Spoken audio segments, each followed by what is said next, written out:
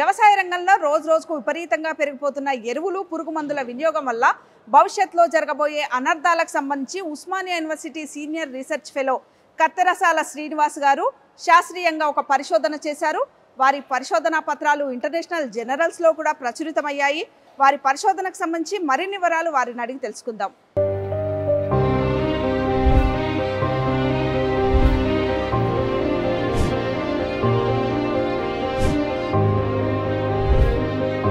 శ్రీనివాస్ గారు నమస్కారం అండి.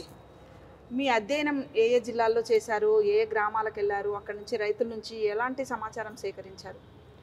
సో యాక్చువల్లీ మా పరిశోధన సస్టైనబుల్ అగ్రికల్చర్ అంటే న్యాచురల్ ఫార్మింగ్కి కాకుండా అంటే రాబోయే కాలంలో వ్యవసాయాన్ని ఎలా కాపాడాలి, ముఖ్యంగా ఈ పురుగుల మందు. ఎందుకంటే మనం చూస్తున్నాం ఎప్పుడైతే గ్రీన్ రెవల్యూషన్ స్టార్ట్ అయిందో ఆ తర్వాత ఈ ఇండస్ట్రియల్ అగ్రికల్చర్ బేసిక్గా మనం ఇంటెన్సివ్ అగ్రికల్చర్ అంటాం. అంటే రైతు ఎట్లాంటి పద్ధతులన్నా వాడి వ్యవసాయ యొక్క ఉత్పత్తిని పెంచడానికి ప్రయత్నం చేయడం అన్నమాట. దీన్ని మనం ఇంటెన్సివ్ ఫార్మింగ్ అని అంటాము.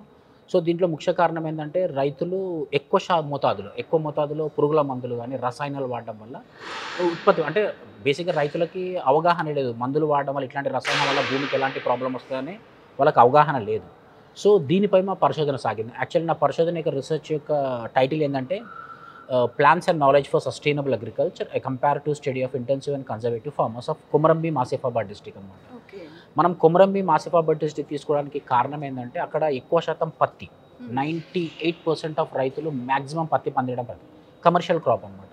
సో ఈ యొక్క పత్తి ఎలా జరుగుతుంది అదే కాకుండా ఎందుకంటే మేము మా రీసెర్చ్ అనేది నాట్ ప్రెజెంట్లీ కాకుండా పాస్ట్ 10 సంవత్సరాల క్రితం 15 సంవత్సరాల క్రితం వ్యవసాయం ఎట్లా ఉండే, ప్రజెంట్లీ వ్యవసాయం ఎట్లా ఉంది, మందుల వాడకం ఏ విధంగా వాడుతున్నారు, సో మందుల ప్రభావం భూమిపైన ఏమాత్రం చూపించింది అనే దానిపైన పూర్తి పరిశోధన జరిగిందనమాట. ఇది మేము గత 4 సంవత్సరాల నుంచి చేస్తున్నాం. ఏదో 1 సంవత్సరం చేసి వదిలేయడం కాదు. గత 4 సంవత్సరాల నుంచి అబ్జర్వేషన్ చేయడము, ఫోకస్ గ్రూప్ స్టడీ చేయడము, రైతులతో ఇంటరాక్ట్ అయ్యి వాళ్ళ యొక్క స్థితిగతులను తెలుసుకోవడము, వాళ్ళ పద్ధతులను తెలుసుకోవడం జరిగింది. సో మేము ఆసిఫాబాద్ జిల్లాలో ముఖ్యంగా చేయడం జరిగింది అనమాట. ఆసిఫాబాద్ జిల్లా కాకుండా జనగామ దగ్గర కోల్కొండలో కూడా అక్కడ చేయడం జరిగింది. అదే కాకుండా సిద్దిపేట దగ్గర గద్వాల్లో కూడా అక్కడ చేయడం జరిగింది. అదే కాకుండా మేము మహబూబ్ నగర్లో కూడా కొన్ని ప్రాంతాల్లో చేయడం జరిగింది. ఇక్కడ మన హైదరాబాద్ చుట్టుపక్కల ప్రాంతాల్లో ఒకప్పుడు మన వ్యవసాయ భూములు ఉండేవి, ఇవి మారడానికి కారణం ఏంటి అంటే మా యొక్క రీసెర్చ్ సస్టైనబిలిటీని, భూమి యొక్క సారాన్ని ఎలా పెంచాలి, భూమి ఆరోగ్యాన్ని ఎలా కాపాడాలి దానిపైన జరిగింది. అంటే గత 10 సంవత్సరాల క్రితం నుంచి మీరు రిపోర్ట్ తీసుకున్నాం అన్నారు కదా, 10 సంవత్సరాల క్రితం ఎలాంటి వినియోగం ఉండేది ఎరువులు పురుగు మందుల విషయంలో, ఎలా ఉండేది పరిణామం? చూడండి, మేము ఎందుకంటే నేను కూడా ఆ ప్రాంతానికి చెందిన వాళ్ళని, చిన్నప్పటి నుంచి మాది కూడా వ్యవసాయ కుటుంబమే, మేము అక్కడే ఉన్నాం, చూసినాం అనమాట. నేను చిన్నప్పుడు చూసిన దానికి నా పరిశోధనలో చూసిన దానికి ఎందుకంటే నాకు చిన్నప్పటి నుంచి మోటివేషన్కి పరిశోధించడానికి ఈ రీసెర్చ్ చేయడానికి మోటివేషన్ కూడా కారణం అదొకటి.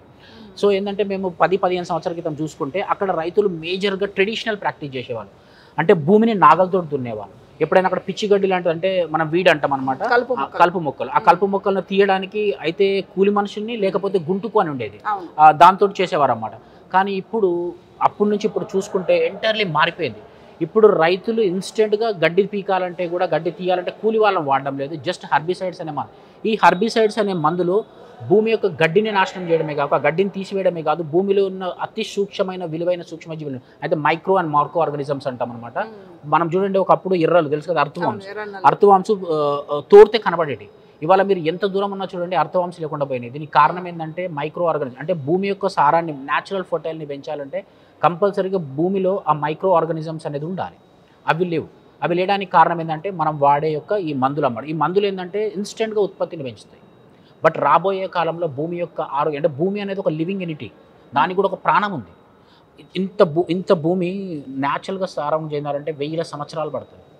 అట్లాంటిది డీకంపోజిషన్ లేకుండా మనము న్యాచురల్ ఫర్టిలైజేషన్ భూమిని నాశనం చేయడానికి. అంటే రైతులు ఏ మోతాదుల్లో వాడుతున్నారు, అంటే వాళ్ళకి ఎవరు సలహాలు ఇస్తున్నారు? అంటే ఒకప్పుడు భూసార పరీక్ష అనేది 10 సంవత్సరాల క్రింద కొంచెం బాగానే జరిగేది. ఈ మధ్య కాలంలో చూస్తే భూసార పరీక్షలు అనేవి చాలా చోట్ల తగ్గిపోయినాయి.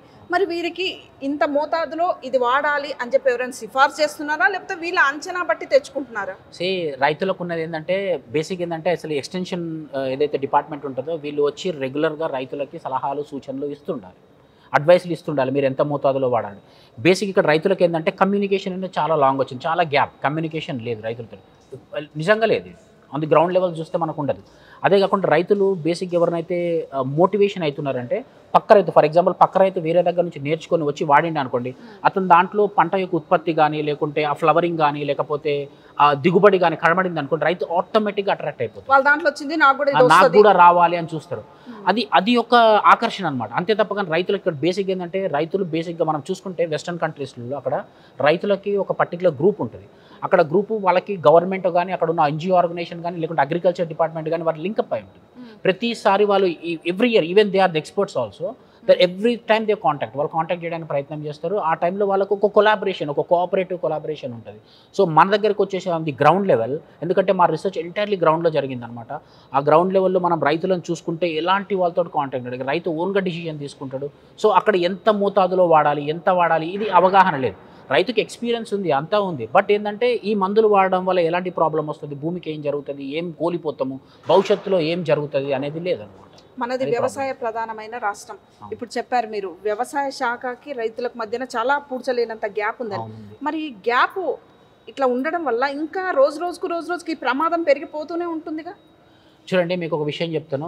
మనము 2015లో సస్టైనబుల్ డెవలప్మెంట్ గోల్స్ అని తీసుకురావడం జరిగింది. అది ప్రపంచవ్యాప్తంగా ఉన్న మెంబర్ 193 భూసారం పెంచుకోవాలని కూడా రాసుకున్నాం. అందులో మనం 15వది భూసారం పెంచాలి, 2వది సేంద్రీయ వ్యవసాయం అంటే సస్టైనబుల్ అగ్రికల్చర్ని కాపాడాలి అని ఉంది. ఇది ఎందుకంటే మనం ఎందుకు దీని గురించి మాట్లాడాలంటే అసలు నా ఉద్దేశంలో ఈ 17 సస్టైనబుల్ దీనికి సపరేట్గా ఒక గోల్ పెట్టాలి. ఈ 17లో మనం ఒక సస్టైనబుల్ అగ్రికల్చర్ని పెట్టాం కదా. సో అది కాకుండా సపరేట్గా సాయిల్ని కాపాడడానికి అగ్రికల్చర్ ఎందుకు అంటే రాబోయే 2050 సంవత్సరంలో ప్రపంచ జనాభా 1000 కోట్లు పెరగబోతుంది. మీరు చూడండి, మన ప్రపంచవ్యాప్తంగా ఉన్న భూమి 21% వ్యవసాయాన్ని కాపాడే భూమి. అన్ని భూములు వ్యవసాయానికి అనుకూలం కాదు. సో ఈ వ్యవసాయ భూమి ఏమైపోతుందంటే మనము కాంక్రీట్ జంగల్, చూడండి ఇప్పుడు ప్రభుత్వాలు కానీ ఏవైనా కానీ మంచిగా ఉన్న వ్యవసాయ భూమిని ఇండస్ట్రియల్గా కన్వర్ట్ చేయాలని ప్రయత్నం చేస్తుంది, కానీ ఎక్కడో గుట్టలో కొనలో ఉన్నదని ప్రయత్నం చేయడం లేదు. సో ఆటోమేటిక్గా ఒక 1% భూమి కాంక్రీట్ జంగల్గా కన్వర్ట్ అయిపోయింది. ఇప్పటికి మళ్ళీ అవుతూనే ఉంది. ఇంకా రాబోయే 10 సంవత్సరాల్లో 1 to 2% ఎక్కువ, అంటే భూమి వ్యవసాయ భూమి యొక్క శాతం తగ్గిపోతుంది, జనాభా శాతం ఎక్కువ అవుతుంది. దానికి తోడుగా ఇప్పటికి ప్రపంచవ్యాప్తంగా 40% యొక్క న్యాచురల్ ఫర్టిలైజర్ యొక్క భూమి సారం నాశనం అయిపోయింది. దానికి కారణం ఏంటంటే మనం వాడే మందులు. స్పెయిన్ లాంటి దేశం అయితే మొత్తం కోల్పోయినాయి, వ్యవసాయాన్ని కోల్పోయింది. సో ఇప్పుడు మన భారతదేశంలో, ఎందుకంటే మన భారతదేశం చాలా వనరులు, we have a natural resources, చాలా లాట్ ఆఫ్ న్యాచురల్ రిసోర్సెస్ ఉన్నాయి. బట్ న్యాచురల్ రిసోర్స్కి లిమిటేషన్ ఉంటుంది. అవి ఎంతవరకు వాడాలో అంతవరకు వాడాలి. ఒకవేళ మనం దాన్ని అతి కోరికతోటో లేకపోతే ఇంకెక్కువ వాడడం ప్రయత్నం చేసినాం అనుకోండి, న్యాచురల్ డిజాస్టర్ జరుగుతుంది, కొలాటరల్ డిజాస్టర్ జరుగుతుంది అనమాట. సో ఇక్కడ నుంచి మనం ఏం ప్రయత్నం చేయాలంటే ఈ యొక్క భూమి యొక్క సారాన్ని కాపాడడానికి ప్రయత్నం చేయాలి. సో దాని ఉద్దేశంతో ఈ 15వ నెంబరు సాయిల్ని కాపాడదామని, 2వ నెంబర్ సస్టైనబుల్ అగ్రికల్చర్ చేద్దామని ప్రపంచవ్యాప్తంగా ఇప్పటికి 9 సంవత్సరాలు గడిచి వస్తుంది. ఏ రైతుకు సస్టైనబుల్ డెవలప్మెంట్ గోల్స్ గురించి తెలుసు? ఎవ్వరికీ తెలియదు. అంటే ప్రభుత్వ స్థాయిలో అన్ని అవగాహన కల్పిస్తేనే కదా రైతులకు వస్తుంది. ఇప్పుడు లక్ష్యాలు చాలా రాసుకుంటాం, ఇది బాగుండాలి, ఇలా చేయాలని, కానీ ఒక యంత్రాంగం ఉండాలి కదా.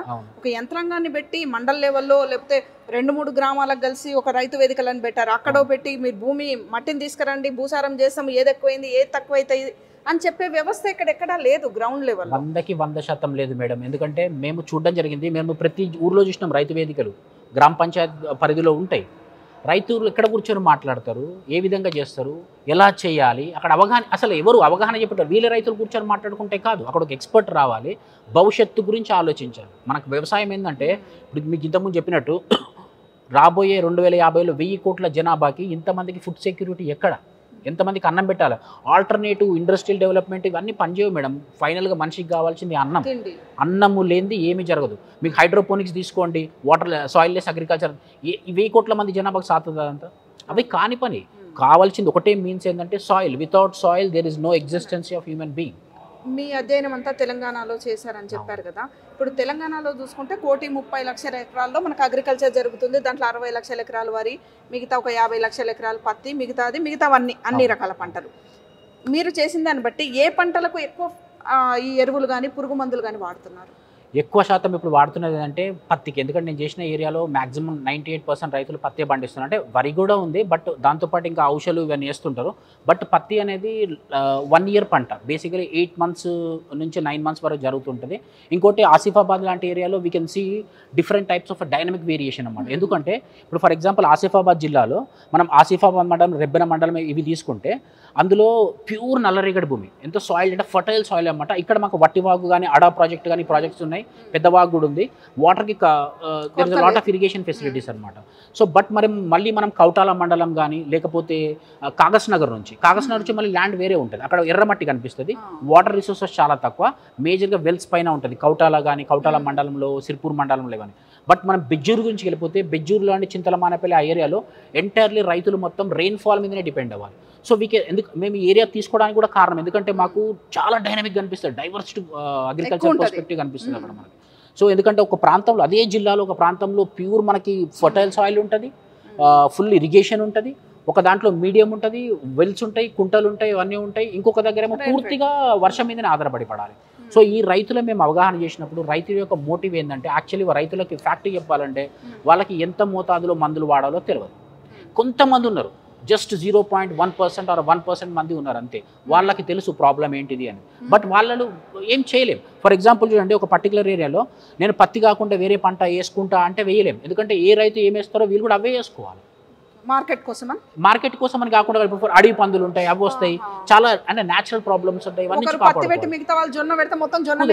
పడిపోతుంది. సో అందుకనే పత్తి పెట్టుకోవడం ప్రయత్నం చేయాలన్నమాట. అంటే ఒక రైతు ఏది పాటిస్తే మిగతా రైతులు కూడా అదే, దాని వల్లనే మోనోకల్చర్ పెరిగిపోతుంది completely. Since from the 15 years there is a monoculture of cotton crop only. Cotton చూడండి మోనోకల్చర్ ఇప్పుడు మాకు కొంత కన్జర్వేటివ్ ప్రిన్సిపల్స్ అని ఉన్నాయి, అంటే 5 ప్రిన్సిపల్స్. భూమిని మినిమం దున్నాలి. ఇంకోటి మీకు చెప్తాను, మేజర్ ప్రాబ్లం గడ్డి పెరగడానికి మేజర్ ప్రాబ్లం ఏంటంటే రైతు ట్రాక్టర్ తోటి కూడా మనం మినిమం ఎందుకంటే ఎంత దున్నాలో అంత దున్నాలి.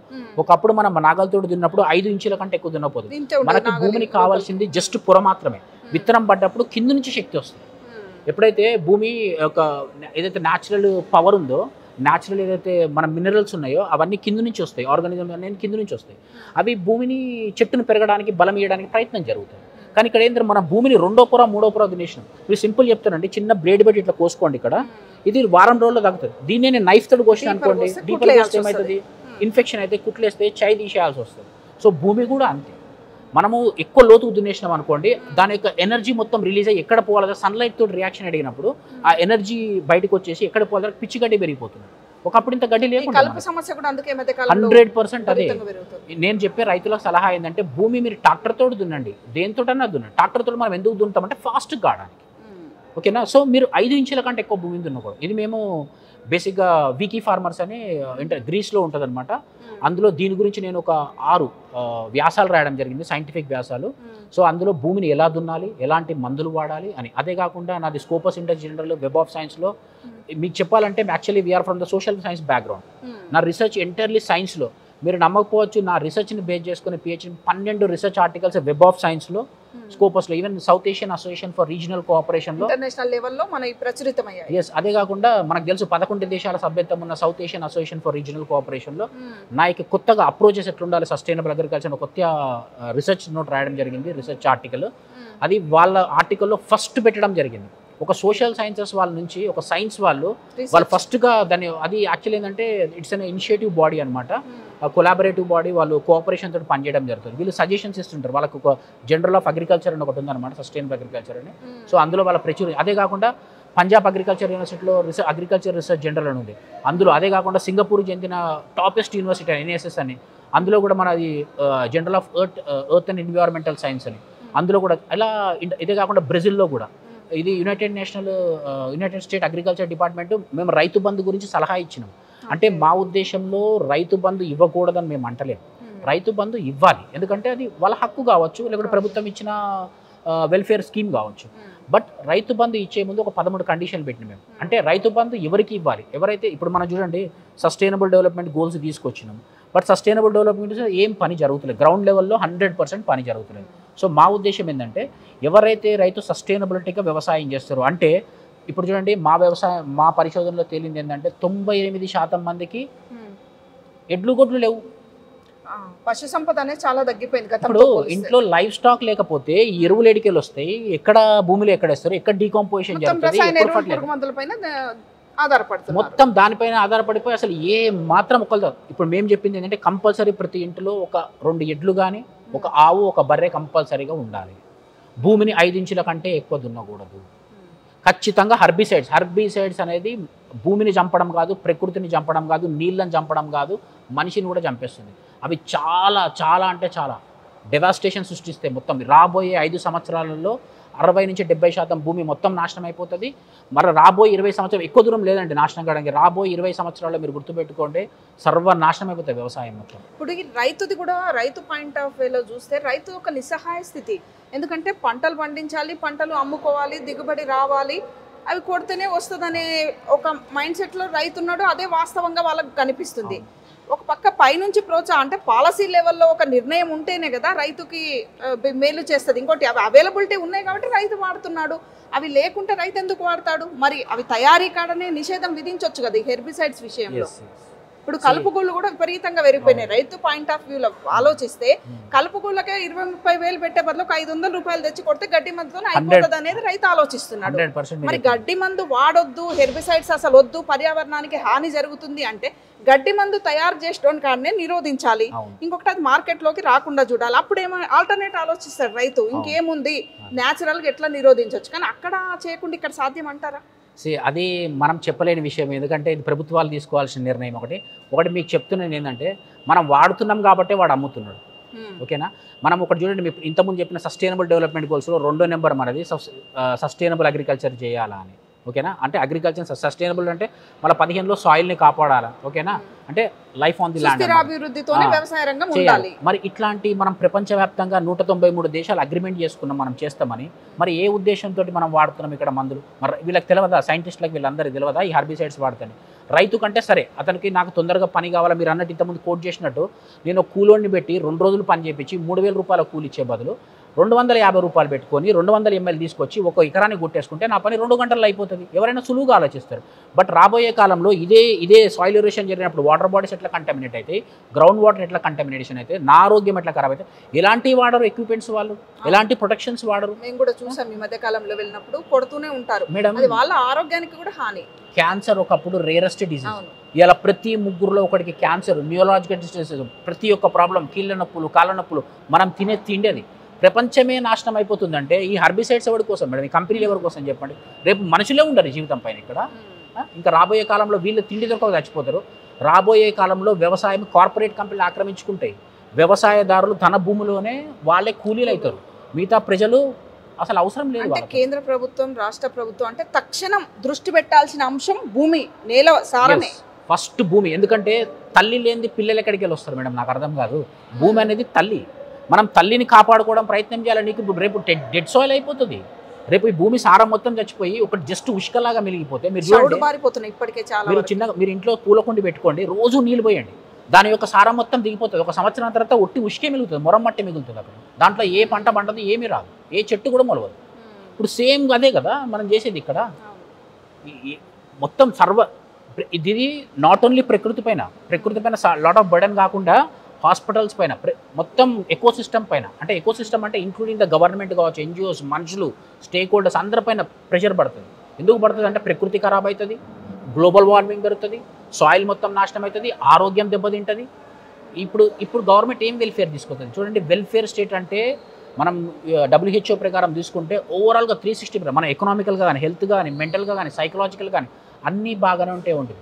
వ్యవసాయం దానికి ఒకటే కారణం. వ్యవసాయాన్ని మనం ఎప్పుడైతే మనం కించపరుస్తున్నాం, అంటే కించపరచడం అంటే మనం ఏదైతే ప్రాక్టీస్ చేయకూడదు, ప్రకృతికి విరుద్ధంగా ప్రాక్టీస్ చేస్తున్నామో అప్పుడు సాయిల్ ఖరాబ్ అవుతుంది. మీరు చూడండి, మీరు ఆల్రెడీ చాలాసార్లు మిమ్మల్ని చూసిన మీరు వ్యవసాయం గురించి చేయడం జరిగింది. మీరు భూమిని తవ్వి చూడండి, ఎలాంటిది కనబడదు. నేను మీకు ప్రాక్టికల్ కూడా చెప్తాను. ఒకప్పుడు మన పల్లెటూర్లలో స్నానం చేసేటప్పుడు మట్టి రాసుకుంటారు, ఎందుకంటే క్లీన్ అవుతుంది బాడీ అని. నేను ఒకసారి ప్రయోగం చేసినాడు, అదే మా చేనులోనే నల్లరేగడి మట్టి ముఖానికి రాసుకున్నాడు. మొత్తం ముఖం అంతా ప్యాచెస్ వచ్చేసినాయి, ఎందుకంటే అంత యొక్క ఖరాబ్ అయిపోయింది సాయిల్ మొత్తం. ఇవైతే మనం సింథటిక్ ఫెర్టిలైజర్ మిక్స్ అయిపోయింది. సో మీరే ఆలోచించండి. ఇంకా ఇంత వాడేసిన మనం అడ్వాన్స్ స్టేజ్లో ఉంది, రాబోయే ఇంకా 10 సంవత్సరాలు ఏం కాబోతుంది? ఒకప్పుడు కూడా యూరియా, DAP అంటే అవసరం ఉంటేనే కొంచెం వేసేది. ఇప్పుడు చూస్తున్నాం తెలంగాణలో, దేశంలోనే తెలంగాణ ఈ యూరియా, DAP వినియోగంలో టాప్ వెళ్ళిపోతుంది. మేడం, గవర్నమెంట్ సబ్సిడీలు దేనికి ఇవ్వాలంటే ఎవరైతే సేంద్రియ వ్యవసాయం ప్రయత్నం చేస్తున్నారో, ఎవరైతే గ్రీన్ మాన్యూర్ వాడుతున్నారో, ఎవరైతే ఎడ్లు గొడ్లు పెట్టుకుంటారో వాళ్ళకి సబ్సిడీ, ఎడ్లు కొనుక్కొని సబ్సిడీ, బర్రెలు కొనుక్కొని సబ్సిడీ, అట్లాంటి వాళ్ళకి సబ్సిడీ అండి. ఎరువుల మీద నేను ఫ్రీగా పంచి పెడతాను, మీకు ఫ్రీగా ఇస్తాను, మీకు 1000 రూపాయలు దాన్ని 500కి ఇస్తాను, 200కి ఇస్తాను అంటే ఇంకేం సార్? ఇంకా చూడండి, ఎక్కడ పోయినా కానీ ఈ ఫెర్టిలైజర్ షాప్స్ వాళ్ళు ఇంకా అట్రాక్ట్ చేస్తున్నారు, ఇది వాడు, ఇది వాడితే నీకు మొత్తం 5 నిమిషాల పని ఆ కూలు అనేది పెట్టుకుంటావు. వీళ్ళు ఎంప్లాయ్మెంట్ తగ్గిపోయింది. ఇప్పుడు మేజర్గా లేబర్ మైగ్రేట్ అవుతున్న అర్బన్ సిటీస్కి. కారణం ఏంటిదంటే వాళ్ళకేం సంతోషం లేదు. వీడికి వచ్చి రోజుకు 500 సంపాదిస్తే 450 రూపాయలు ఖర్చు అవుతున్నాయి వాడికి ఉండడానికి. అట్లాంటప్పుడు నీ ఊర్లో ఉండి వ్యవసాయం చేసుకోలేవా? ఇలా పత్తికి 10,000 రూపాయలు క్వింటల్ దాకా వస్తున్నది. నువ్వు అందులో రైతు కూలికి 4,000 రూపాయలు ఇవ్వలేవా? పండే దాంట్లో పంటలు నీకు ఎంతవరకు అని. ఇప్పుడు చూడండి, మీరు ఇంతకుముందు కోట్ చేసినట్టు గవర్నమెంట్ దీనిపైన ఖచ్చితమైన పాలసీ తీసుకురావాలి. వ్యవసాయాన్ని రెగ్యులేషన్ చేయాలి. నేచర్కి ఒక లిమిటేషన్ ఉంటుంది. ఎప్పుడైతే ఆ లిమిట్ మనం హ్యూమన్స్ దాటడానికి ప్రయత్నం చేసినామంటే నేచర్ ఆటోమేటిక్ రియాక్ట్ అవుతుంది. ఇది ఇప్పుడు కాదు చెప్పింది నేను. 1968లో మాల్థూసియన్ థియరీ, ద థియరీ ఆఫ్ పాపులేషన్లో 200 సంవత్సరాల క్రితమే చెప్పిండు రాబోయే భవిష్యత్తులో అగ్రికల్చర్కి పాపులేషన్కి టాలీ కాదు. పాపులేషన్ ఎక్స్పోటెన్షియల్లీ ఇంక్రీజ్ అయిపోతుంది, అగ్రికల్చర్ అర్థమెటికల్ ఇంక్రీజ్ అవుతుంది. సో దానికి దీనికి టాలీ కాదు. అంటే పాపులేషన్ ఇంటూ అవుతుంది, అగ్రికల్చర్ ప్లస్ అవుతూ ఉంటుంది. సో ఆ టైంలో ఆయన మెజర్స్ ఇచ్చిండు. ఒకటి ప్రివెంటివ్ మెజర్ ఇచ్చిండు. అది ఏందో అంటే ప్రకృతి దాని వంతకు తానే చూసుకుంటుంది. ఎపిడమిక్స్ కానీ, పాండమిక్స్ కానీ, ఇలాంటి విపత్తుకరమైన పరిస్థితి, అర్త్క్వేక్స్ కానీ, ఫ్లడ్స్ కానీ, ఇట్లాంటి ఫెమినీస్ కానీ ఇవన్నీ తీసుకొస్తుంది అనమాట. ఇంకోటి మనుషులు తన వంతుకు తానే కృషి చేసి కాపాడడానికి ప్రయత్నం చేయాలా అని చెప్పిండు. కానీ ఆ రోజు ఎవరు ఆ మాట వినలే. కానీ ఇవాళ స్వచ్ఛం అది కనిపిస్తుంది. భవిష్యత్తులో ప్రమాదాలు కనిపిస్తూనే ఉంది, ప్రమాద గంటలు మోగుతున్నాయి. 100%. ఇంకేముంది మేడం, సస్టైనబుల్ డెవలప్మెంట్ గోల్స్ ఇంకో 6 సంవత్సరాలు 7 సంవత్సరాలు అయిపోతాయి. కొత్త గోల్స్ వస్తాయి. మళ్ళీ కొత్త గోల్స్, ఇంతకుముందు మిలీనియం డెవలప్ గోల్స్ ఉంటాయి, ఇప్పుడు సస్టైనబుల్ డెవలప్మెంట్ గోల్స్ ఉన్నాయి. అంటే నేను ఇట్లా తప్పు పడతలేను, కానీ అవి ఆచరణలో లేదు, గ్రౌండ్ లెవెల్స్లో లేదు. అదే కాకుండా మేము ఏదైతే రైతు బంధు గురించి మేము 11 సూత్రాల గురించి మేము అది పేపర్ ఇచ్చడం జరిగింది. భవిష్యత్తులో ఇలాంటి రెగ్యులేషన్ వ్యవసాయాన్ని చేస్తాము అని అంటే, ఎందుకంటే ఒకవేళ వాళ్ళ ఇంట్రెస్ట్ ఉంటే మాకు వినడానికి ప్రయత్నిస్తే మేము కూడా వాళ్ళ సలహాలు ఇస్తాము. చేస్తానంటే ఖచ్చితంగా ఫస్ట్ రాష్ట్రం తెలంగాణనే ఫస్ట్ రాష్ట్రం అయితే ప్రపంచవ్యాప్తంగా వ్యవసాయాన్ని కాపాడడంలో. సస్టైనబుల్ డెవలప్మెంట్ గోల్స్ ఉన్నంత మాత్రం ప్రాక్టీస్ లేవు. ఆ ప్రాక్టీస్ చేయాలంటే ఈ సూత్రాలను పాటించి చేస్తే కంపల్సరీగా రాబోయే 10 సంవత్సరాలు, కనీసం 10 సంవత్సరాలు కావాలి. ఎందుకంటే ఇప్పుడు భూమి అడ్వాన్స్ స్టేజ్లో ఉంది, దాన్ని కాపాడాలంటే మినిమం 10 సంవత్సరాలు కావాలి.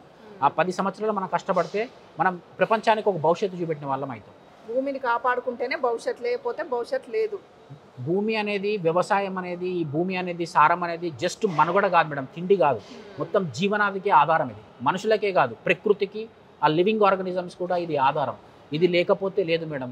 ఖచ్చితంగా మనం రేపు భవిష్యత్తులో వ్యవసాయ భూమిని కాపాడాలి. మందులు సేంద్రియాన్ని అంటే ఒక పద్ధతి ప్రకారం చేయాలి. నేను మందులు పూర్తిగా నిషేధించాలి అని చెప్పడం లేదు, ఒక పద్ధతి ప్రకారం చేయాలంటే మెల్లమెల్ల గ్రాడ్యువల్ గా ఈ ఎరువులు, పురుగు మందులు, ఈ రసాయన మందులు తగ్గించుకుంటూ పోవాలి. ఇంకోటి ఏంటంటే మనము ఈ లైఫ్ స్టాక్ వాడడం వల్ల ఉత్పత్తి పెరగదు, అది కాదు. నువ్వు మందులు వాడిన లైఫ్ స్టాక్ ఒక పద్ధతి ప్రకారం వాడినాం అనుకోండి. ఎందుకంటే మేము ఒక పరిశోధన చేసినాం, ఫర్మెంటేషన్ చేయడం అనమాట. ఇదే లైఫ్ స్టాక్ని మేము రకరకాల పద్ధతులు ఫర్మెంట్ చేసినాం. ఫర్మెంట్ చేస్తే అది ఈవెన్ ఈ సింథటిక్ ఫెర్టిలైజర్ కంటే ఎక్కువ ప్రభావం చూపెట్టింది. భూమి యొక్క సారాన్ని ఆటోమేటిక్గా 84.36% ఎఫిషియన్సీ చూపెట్టింది. సో ఇలా ఉన్నాయి, పద్ధతులు ఉన్నాయి. ఇంకేమేం గమనించారు మీ అధ్యయనంలో? అంటే మేమేందంటే భూమి యొక్క పూర్తి నాశనాన్ని గమనించినాం అనమాట. కాబోతుంది, అది అయిపోయింది కూడా, ఇప్పుడు 40-50% దాటిపోయింది. మేమేందంటే ఆ భూమిని న్యాచురల్గా ఎట్లా సారం పెంచాలనే ఉద్దేశంతో, అంటే ఆటోమేటిక్, అంటే చూడండి మీకు చెప్పినాను, ఇంత భూమి న్యాచురల్గా సారం చేయాలంటే 1000 సంవత్సరాలు టైం పడుతుంది. మేమేందంటే వితిన్ 1 మంత్లో మా యొక్క రీసెర్చ్ ద్వారా మేమేం చేసినామంటే ఆ 1 మంత్లో ఇంత పర్టికులర్ భూమిని 84.64% ఎఫిషియన్సీ చూపెట్టిన, అంటే దాని యొక్క సారాన్ని పెంచడంలో చూపెట్టినాం అనమాట. న్యాచురల్గా పురాతన పద్ధతి, ట్రెడిషనల్ ఎంటైర్లీ. అంటే నేను చెప్పలేను ఫార్ములాస్ ఏమేమి వాడినాము అని, బట్ ఇది పూర్తిగా ట్రెడిషనల్. మీకు చెప్పాలంటే లీటర్కి 40 రూపాయల కంటే ఎక్కువ ఖర్చు కాదు. లీటర్కి 40 రూపాయలు ఖర్చు కాదు. మనం 2-3 సార్లు వాడాలి, నెలకు ఒకసారి 2 సార్లు. దాన్ని పిచికారీ చేయడం వల్ల ఏమవుతుందంటే డీకంపోజిషన్ జరుగుతుంది. డీకంపోజిషన్ అంటే ఏంటిదంటే అక్కడ ఉన్న బ్యాక్టీరియాని ఎస్టాబ్లిష్ జరిగి భూమి యొక్క సారాన్ని పెంచుతుంది. ఎప్పుడైతే భూమిలో ప్రక్రియ జరుగుతుందో, డీకంపోజిషన్ ప్రక్రియ జరుగుతుందో, ఆటోమేటిక్గా భూమి యొక్క సారం పెరుగుతుంది. మీరు చూడండి, ఆవు పిండి అక్కడ వేసినప్పుడు చాలా పురుగులు వచ్చి చిన్న రౌండ్గా గోల్స్ చేసి తీసుకెళ్తూ ఉంటాయి. అవి ఏంటంటే అవి ఒక రకమైన బ్యాలెన్స్ సిస్టమ్ సర్ఫేస్గా స్ప్రెడ్ చేస్తూ ఉంటాయి అన్నమాట. ఇది న్యాచురల్ మెకానిజం, ఇది ప్రకృతి సృష్టించింది. దాన్ని మనం మధ్యలో ఆపేసినాం. మనం మన కంపాక్ట్ కోసము, లేకుంటే మన యొక్క ఉత్పత్తి కోసం మనం దాన్ని ఆపేసినాం. ఈ న్యాచురల్ ప్రక్రియను ఎప్పుడైతే మనం ఆపేసినామో అప్పుడు భూమి యొక్క సారం తగ్గిపోయింది. అంటే మా ఉద్దేశంలో ఏంటంటే ఇప్పుడు ఆ న్యాచురల్ ఫెర్టిలైజర్ ఈ న్యాచురల్ పద్ధతుల ద్వారా పెంచడానికి ప్రయత్నం. మీరు కొన్ని పద్ధతుల ద్వారా భూమి సారాన్ని పెంచగలిగామని చెప్పారు కదా, మరి అలాంటి పద్ధతులు ప్రభుత్వం దృష్టికి తీసుకెళ్తే అవి కూడా ప్రజలందరికీ కూడా చేరే అవకాశం ఉంటుంది కదా, సమాజానికి కూడా ఒక మంచి జరుగుతుంది. 100% మేము అదే ప్రయత్నంలో ఉన్నాము. అయితే యాక్చువల్లీ ఏంటంటే ఇప్పుడు ఈ యొక్క మేమైతే చేసినామో, అంటే ఇది సిన్స్ మనం దీని మీద 11 మంత్స్ నుంచి పనిచేస్తున్నాము. సో ఇంకా జరుగుతుంది. అంటే మేము ఒకవేళ మేము మీకు చెప్పిన 84% అని 100% ఎప్పుడైతే మా దగ్గర అది కనిపిస్తుందో అప్పుడు మేము సిఫారసు చేస్తాం, ప్రభుత్వానికి సిఫారసు చేస్తాము, ఇంటర్నేషనల్ ఆర్గనైజేషన్ సిఫారసు చేస్తాం, ఒకసారి మీరు ప్రయోగించండి వాడు. దీని మీద మేము పేటెంట్ కూడా తీసుకుంటాం. పేటెంట్ తీసుకున్న అన్ని కార్యక్రమాలు దీని మీద మేము నేచర్లో కూడా ఒక పేపర్ నేచర్ అనేది వరల్డ్ టాపెస్ట్ జెండర్ అనమాట. అందులో సస్టైనబిలిటీ అనే ఒక జెండర్లు ఉంది, అందులో మేము పబ్లిష్ చేయడానికి ప్రయత్నం చేస్తున్నాము. అందులో పబ్లిష్ అయినాక ప్రపంచం మా దృష్టికి వస్తుంది. ఎందుకంటే ఫస్ట్ మేము చూపెట్టాలి, మేము ఏం చేస్తున్నామో చూపెట్టాలి. అంతే, అప్పుడు గుర్తింపు రాదనమాట. ఎప్పుడైతే మనం చూపెడతామో అప్పుడే గుర్తింపు రావడానికి ప్రయత్నం జరుగుతుంది. సో మేము చూసేంత మా ప్రయత్నం ఉంది 100%. మా ఉద్దేశం నుంచి మేము 4-5 సంవత్సరాల నుంచి ఇదే పని చేస్తున్నాము. నా రీసెర్చ్ చేయబట్టి కూడా స్టార్ట్ అయ్యి కూడా 2019లో స్టార్ట్ అయింది. సో నా మొత్తం దీనిపైననే ఉంది మొత్తం అంతా. ఇలాంటి రీసెర్చ్ అనేది పేదవాడి పొలానికి చేరినప్పుడే అప్పుడు రైతు అనే వాళ్ళు రాజుగా మారుతారు, రైతు బాగుపడతాడు. రైతు మనకు అన్నం ఉంటేనే, రైతు అనేవాడు మనకు అన్నం పెట్టేవాడు. రైతు కరెక్ట్గా ఉండి అన్నం పెట్టడానికి ప్రయత్నం చేస్తే మన భవిష్యత్తు బాగుంటుంది. ఎందుకంటే ఒకటి మేడం, ప్రపంచంలో ఎన్ని విలాసాలు ఉన్నా, ఎంత అడ్వాంటేజ్ ఉన్నా, ఎంత టెక్నాలజీ ఉన్నా, మనిషి రాత్రికి తినాల్సింది అన్నమే, రోజు తినాల్సింది అన్నమే. అన్నం తినంది మనిషి బతకలేడు. ఏది వచ్చినా ఈ ప్రకృతి నుంచి, భూమి నుంచి రావాలి, సముద్రం నుంచి రావాలి, ఈ 2 కలిపి ఆకాశం నుంచి రావాలి. ఏది తీసుకున్నా ఇక్కడ నుంచే తీసుకోవాలి మనం. అది టెక్నాలజీ కావచ్చు, అడ్వాన్స్డ్ కావచ్చు, ఏదన్నా కావచ్చు. మనం ఇంత పెద్ద సొఫిస్టికేటెడ్ చూస్తున్నామా, అవన్నీ భూమి నుంచి వచ్చినాయి, లేకపోతే సముద్రం నుంచి వచ్చినాయి. ఎక్కడి నుంచి రావు. మనం భూమిని నాశనం చేస్తాం, మన భూమి ద్వారా సముద్రాన్ని నాశనం చేసుకుంటాం అంటే ఇక్కడ ఉంటుంది మేడం. ఇంకా అడ్వాన్స్ స్టేజ్లో ఉన్నాము, ఇంకో రాబోయే సంవత్సరం సర్వనాశనం తప్ప ఏమీ లేదు. అన్నం దొరకదు మేడం. ఇప్పటికీ మీరు చూడండి, రీసెంట్గా గార్డియన్ పేపర్లో పబ్లిష్ చేయడం, ఎవ్రీ ఇయర్ 334 మిలియన్ పీపుల్స్ తిండి లేక చచ్చిపోతున్నారు.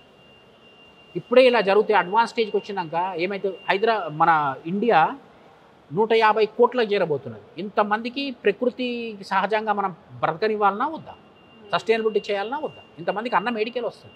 ఏ ప్రభుత్వాలు పెడితే అన్నం సింపుల్గా ఏదో ఇట్లా అంటే రాదు కదా. 6 నెలలు కష్టపడితే రైతు తినడానికి వస్తుంది చేతికి. అది ప్రాబ్లం. భూమి బాగుంటేనే సమాజం బాగుంటుంది, సమాజానికి తిండి దొరుకుతుంది. ఎంత ఉన్నా, ఏమి ఉన్నా, ఎన్ని బిల్డింగులు ఉన్నా, ఎంత టెక్నాలజీ ఉన్నా, ఏమి ఉన్నా, లక్షల కోట్లు ఉన్నా, భూమి ఆరోగ్యంగా లేకపోతే మనిషి జీవితం లేదు. ఇది మాత్రం సత్యం. Thank you madam.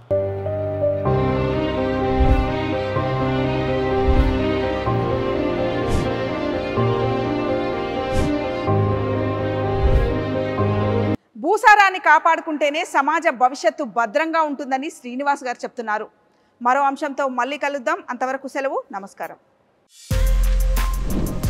For more videos like this, subscribe Big TV channel.